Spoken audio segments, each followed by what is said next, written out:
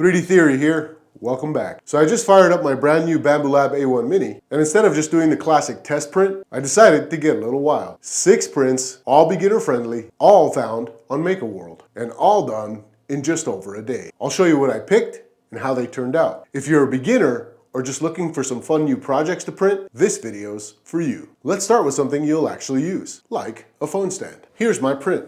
Fresh off the bed. You know that feeling when you pull a clean print with no warping, no spaghetti, just satisfaction? That's what this was. I picked the phone stand because honestly, it's the perfect first project. It's fast to print, almost impossible to mess up, and you'll use it every day. It also shows the kind of utility items that you're able to print on these FDM 3D printers. It's sturdy, hardly any wobble, and it looks way cooler than what you could find at a store. Here's a quick tip for new folks. For this model, there are 2 options for width, meaning this section here. And I chose the wider option since my phone has a cover, as you can see here. So it allows for the phone to sit in perfectly. I used deeply gray PLA filament for this, and it turned out great. Question for you.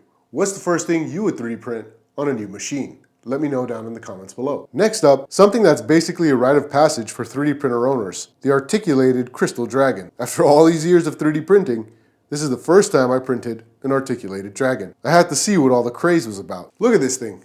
All the joints move right off the print bed. No assembly, no screws, just 3D printed magic. For this print, I used the Silk Ribbon iBoss PLA in blue-green, and as you can tell, this thing turned out really nice. I could play with this thing for hours. My productivity just dropped like 80%. And real talk, if you plan on printing one of these, prepare for family to start ordering them left and right. If you've never done an articulated dragon print, do it. It's just plain fun, and you could brag that you made it on your A1 Mini yourself. What's the most fun print you've done? Drop your idea in the comments below. All right, let's get a little more technical. Here's my third print, a crest container with a real working thread locking lid. If you want to impress yourself, print something with locking threads. There's nothing like hearing that lid snap closed and knowing your print actually works. I printed this because I always have loose screws, batteries, SD cards just laying around, and this little guy will keep them all together.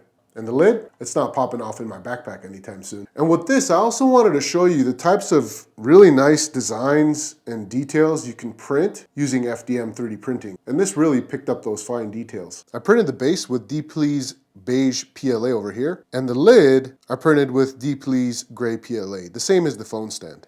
Have you printed any cool containers that have threads or locking lids? Let me know in the comments. All right guys, this next one was hands down the weirdest print. 3D printed fabric. It's flat, but bendy and floppy like chainmail. When I peeled it off the bed and felt it move, my mind was kind of blown. I mean, you could print something that flexes and twists just like fabric all in one go. I also wanted to see how the A1 Mini handles PETG. And to one up that, this is the first time I used translucent PETG. And it did great. It's really satisfying. It wraps around your finger with no problems at all. And I can only imagine if this thing was a lot bigger, because there are different sizes you can download with it, and you could just make some sort of fabric that wraps around your skin. That'd be really interesting. Stuff like this is why I love 3D printing. Every week, there's something new. It's great for fidgeting, seeing the potential of FDM 3D printing, or just sitting on your desk and looking cool.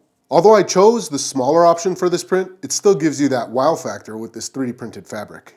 And as mentioned, the 3D printed fabric was made with translucent PETG by Duel 3D. This next one is one of my favorites for actually keeping the chaos under control. A collapsible stack organizer.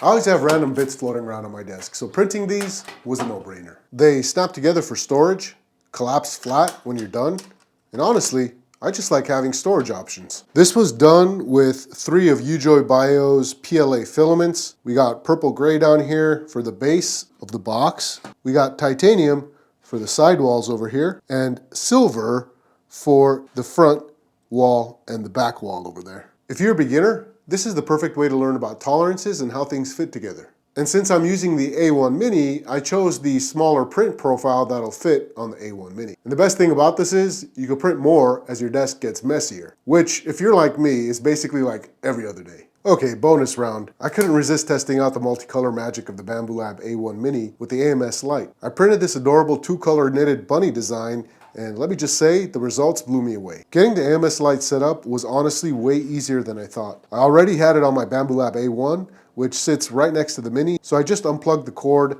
and the 4 PTFE tubes, plugged them into the A1 Mini, and boom, ready to go. The printer handled the color swap like a champ. No jams, no weird misfeeds, just clean transitions. No fiddling with settings, no drama, just plug and play. For the filament, I use Deplee's Ice Blue over here and CC3D's Black PLA. If you're even a little curious about multicolor printing, this is the way to try it. The A1 Mini and the AMS Lite combo make it super accessible, even for a beginner. Seriously, if you could plug in a cable, you can do this.